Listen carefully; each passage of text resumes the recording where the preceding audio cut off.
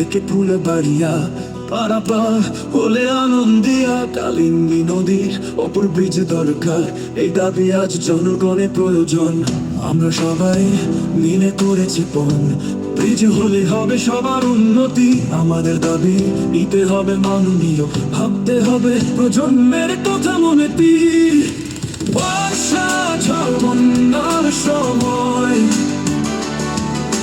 প্রতি বছর পারাপার নয়,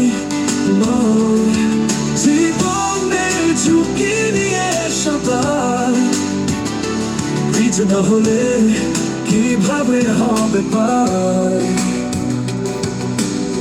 ব্রিজ হলে হবে এলাকার উন্নয়ন, শিক্ষা থেকে ব্যবসা সবার বিস্তার। সব চিন্তা মাথায় রেখে বন্ধু আমাদের থাকতে হবে একজোট প্রবার। আগামী ভোটে বিধানসভাতে দাবি জানাই আমার শক্ত হাতে, ব্রিজ চাই, ব্রিজ চাই আমার।